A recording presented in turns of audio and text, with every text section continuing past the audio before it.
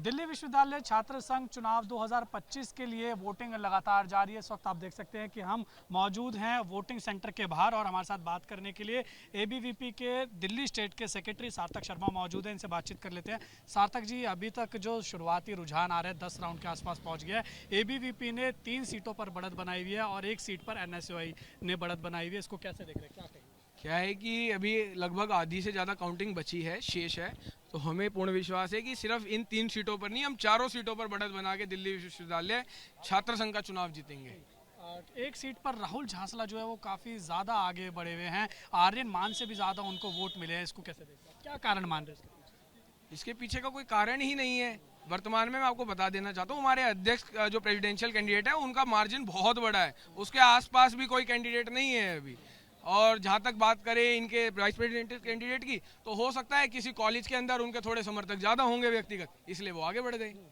कल जो है वो एनएसयूआई की तरफ से आरोप लगाया गया कि कई जगह जो है वो वोट चोरी हो रही है। एबीवीपी जो है जिस तरीके से देश भर में वोट चोरी हो रही है, वैसे ही एबीवीपी अब जो दिल्ली छात्र संघ के चुनाव है उसमें भी वोट चोरी करवा रही है। क्या है कि ये दिल्ली के, सिर्फ दिल्ली नहीं, इस देश के अंदर भी पिछले 10 सालों से एक ट्रेंड सेट किया है कांग्रेस पार्टी और राहुल गांधी ने कि जहां जिस राज्य में इनकी सरकार बनती है वहां ईवीएम में कोई गड़बड़ नहीं होती, वहां कोई वोट चोरी नहीं होती। लेकिन जहां इनकी चुनाव ये हार जाते हैं वहां ईवीएम भी गड़बड़ हो जाती है, वहां वोट चोरी भी हो जाती है।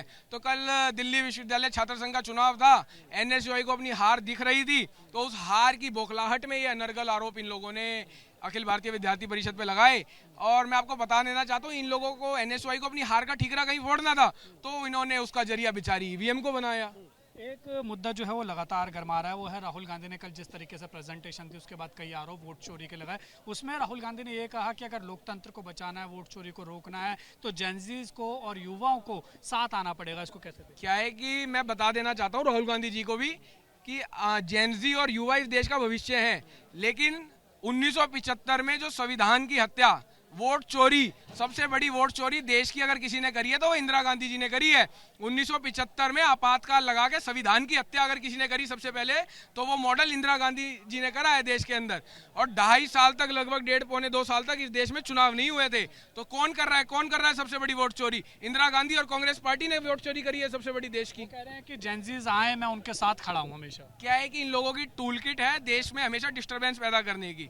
तो इस प्रकार के अनर्गल आरोप, क्या है, राहुल गांधी जी भी अब 60 साल के युवा नेता हैं, लगभग 54-55 साल के युवा नेता हैं, तो वो युवा नेता नहीं रहे हैं। उनको समझना चाहिए कि बढ़ती उम्र के साथ दिमाग भी थोड़ा धीरे धीरे काम करना शुरू कर देता है, तो उनके साथ भी वही समस्या, ज़्यादा कुछ नहीं। एक आखिरी सवाल, जो डूसू प्रेसिडेंट हैं रौनक खत्री अभी थोड़ी देर पहले आए थे, उन्होंने भी आरोप लगाया कि जिस तरीके से वोट चोरी हुई है इसमें वो PIL डालेंगे और जो है वो कोर्ट की तरफ मूव करेंगे और खुद इसमें मुख्य याचिका करता रहेंगे। क्या है कि रौनक खत्री के पास भी बताने के लिए कुछ है नहीं। साल भर में क्या किया? रील पे दिखते थे, कभी कांच फोड़ लेते थे, कभी गोबर लेप देते थे। उसके अलावा उन्होंने छात्र हितों के लिए क्या किया? तो कुछ नहीं। तो अपनी नाकामियों को छुपाने के लिए उन्होंने कोर्ट का भी सहारा लिया, और मैं आपको बताना चाहता हूं कोर्ट ने उनकी उस पिटीशन को भी रिजेक्ट कर दिया है और वहां से भी उन्हें फटकार लगी है। तो आखिरी में आप क्या कहेंगे कि कितनी सीटों पर आप देख रहे हैं जी? बिल्कुल, मेरे को तो पूर्ण विश्वास है कि अखिल भारतीय विद्यार्थी परिषद 4 सीटों पर विजय होके दिल्ली विश्वविद्यालय के छात्रों को एक रिस्पॉन्सिबल, क्रेडिबल और स्टूडेंट फ्रेंडली डूसू देगा। ठीक है, बहुत शुक्रिया हमारे साथ बात करने के लिए। तो आपने देखा, ये थे हमारे साथ बात करने के लिए और इन तमाम मुद्दों पर खास तौर पर एबीवीपी का पक्ष रखने के लिए एबीवीपी के स्टेट सेक्रेटरी सार्थक शर्मा।